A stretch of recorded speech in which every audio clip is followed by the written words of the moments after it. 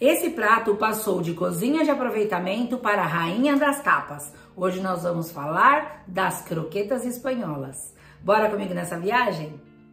Olá, viajantes gastronômicos, tudo bem com vocês? Eu sou a Tia Bizi e esse é o seu canal Tia Bizi por aí e além. Hoje nós vamos falar de um prato que passou de cozinha de aproveitamento para a rainha das tapas. As croquetas espanholas. Mas as croquetas nasceram na Espanha? Não, elas nasceram, na verdade, na França. Elas nasceram através das mãos do cozinheiro Antonin Carême, que simplesmente pegou uma bechamel que ficou com uma consistência um pouquinho mais firme, empanou, fritou e serviu em um banquete com o nome de croquete à la royale. Isso aconteceu mais ou menos entre os séculos 18 e 19. Uma curiosidade é a sua origem etimológica, que provém da palavra francesa croquer, que significa crujir, crocante, e do seu diminutivo feminino, croquete.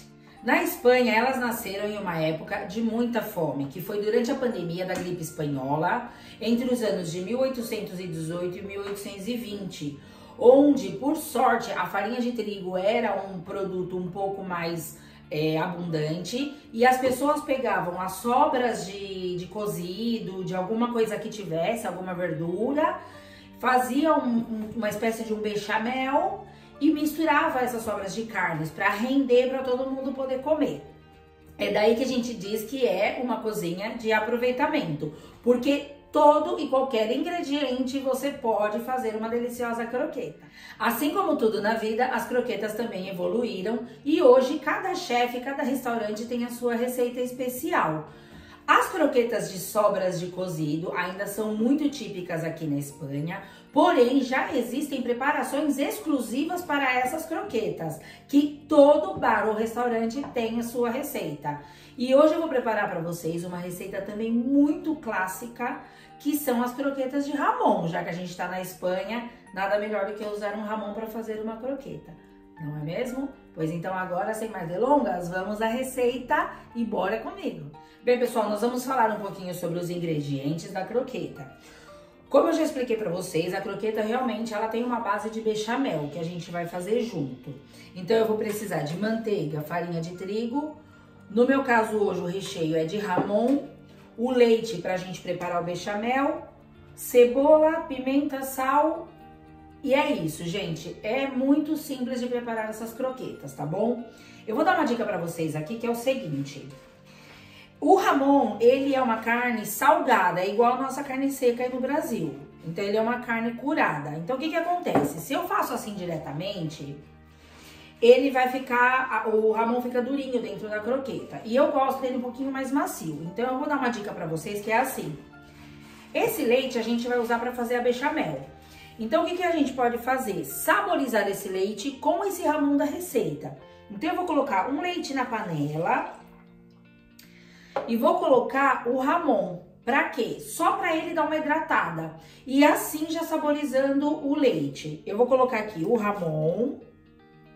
Depois eu vou explicar direitinho pra vocês como a gente vai concluir isso daqui, né? Então eu ponho o jamón. E aqui, gente, eu tenho os grãozinhos. Eu tenho os grãozinhos de pimenta. Eu vou colocar aqui só pra dar um saborzinho, tá? Alguns grãozinhos só, porque depois a gente precisa retirar para continuar as croquetas. Isso daqui eu vou levar ao fogo só para levantar um pouquinho de fervura, para ele passar o sabor do jamón pro leite. Depois eu vou coar, tira esses pouquinhos grãozinhos que eu coloquei de pimenta. Aí a gente vai usar o jamón para as croquetas e o leite para bechamel, tá bom? Vamos lá pro fogo. E lá mesmo a gente já vai começar a preparar a bechamel para vocês verem. Bora! Ó, pessoal, aqui o nosso leite já esquentou.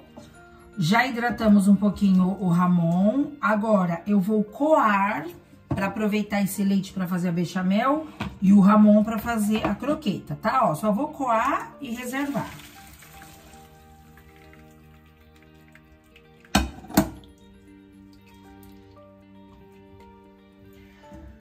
Agora, o jamón a gente usa pra croqueta e o leitinho pra bechamel.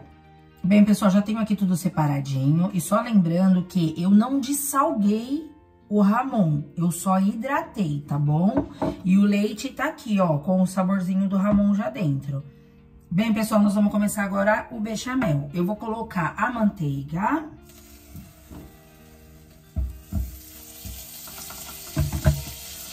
E eu gosto de colocar um pouquinho de azeite pra não queimar a manteiga. Um fiozinho só, tá? Bem, pessoal, a manteiga derretidinha, eu vou colocar a cebola. Eu gosto de colocar ralada pra não aparecer muito os pedacinhos, tá? A cebola já deu uma fritadinha, agora eu vou colocar o Ramon. Bem, pessoal, já deu uma fritadinha, agora eu vou colocar a farinha de trigo. Misturar bem.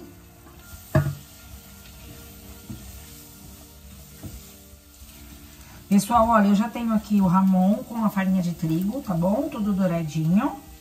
E agora eu vou colocar o leite aos poucos, tá? Vou tentar colocar assim pra vocês verem.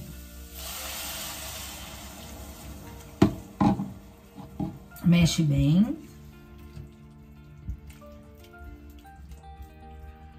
E ela vai começar a engrossar.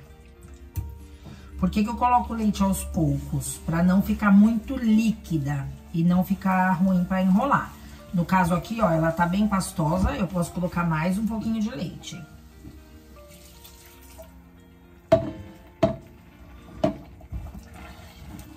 E mexendo sempre, pra não criar gruminhos.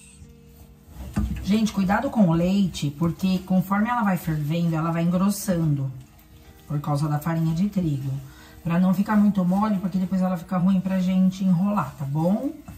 Outra coisa que eu ia falar pra vocês é, cuidado com o sal, porque no caso do Ramon, presunto Parma, ou no Brasil uma carne seca, se vocês quiserem fazer, já são salgadas, então cuidado com o sal, tá bom? Porque depois não tem retorno. Ó, eu não vou colocar mais leite. Gente, deixa eu dar uma cozidinha, porque isso daqui é farinha de trigo crua, então ela precisa cozinhar pra não ficar com gosto de farinha crua, tá? Então, cozinha bem. E aqui, gente, mexendo sempre, tá? Ó, eu não parei de mexer nem um minuto.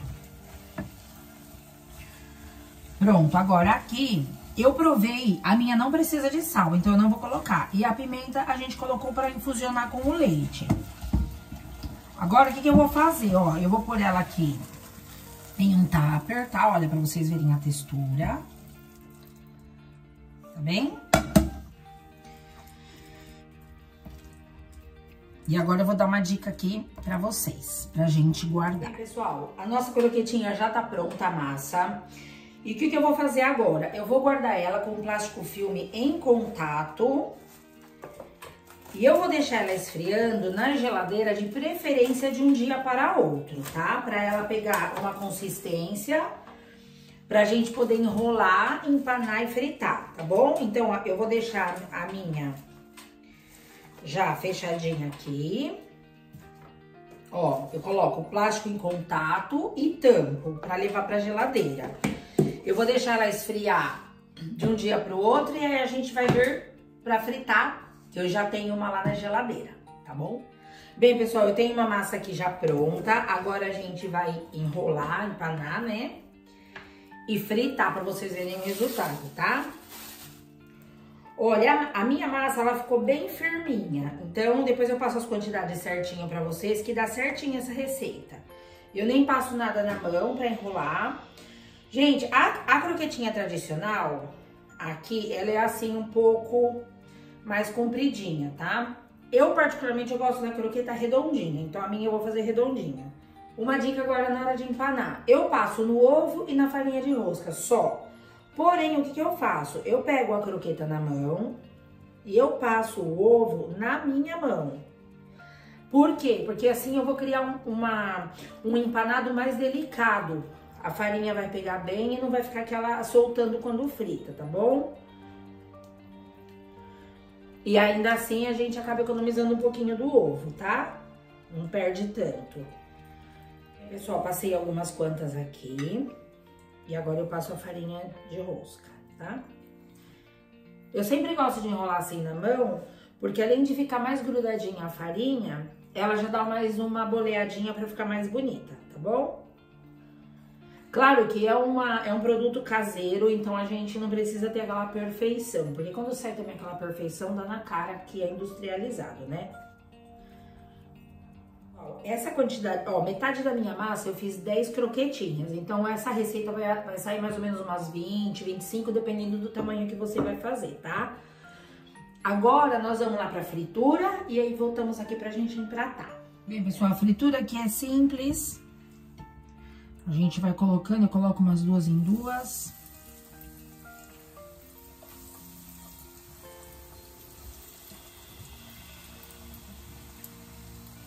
Eu não gosto de colocar muito, pra não esfriar muito rápido o óleo, tá bom? Então, eu gosto de colocar umas 5 ou 6 e assim nós vamos. Ó, pessoal, vou dando a voltinha nela pra dourar de todos os lados. Bem, pessoal, tá bem douradinha. Nós vamos tirar aqui.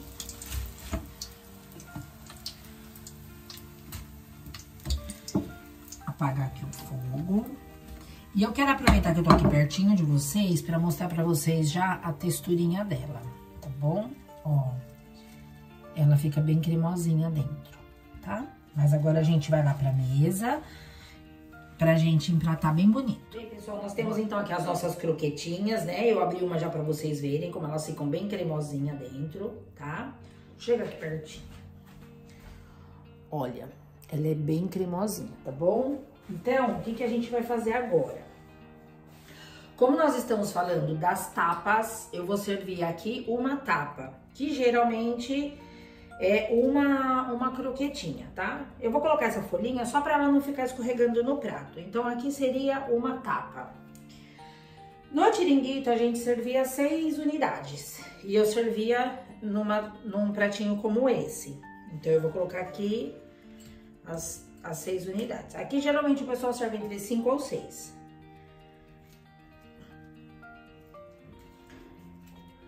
Isso daqui seria, então, uma porção. Ou aqui a gente pode colocar também algumas folhinhas assim para decorar o prato e também para ajudar a não escorregar.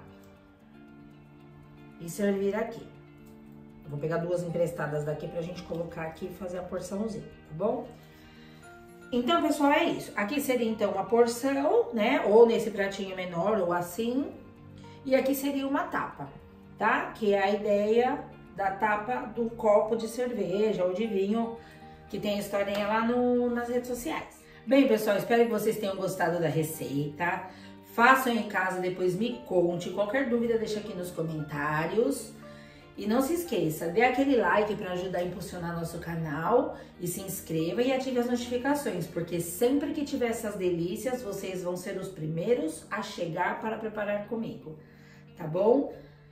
Façam, provem e me contem, porque isso, gente, é delicioso. Vale a pena provar, tá bom? Um beijinho e tchau!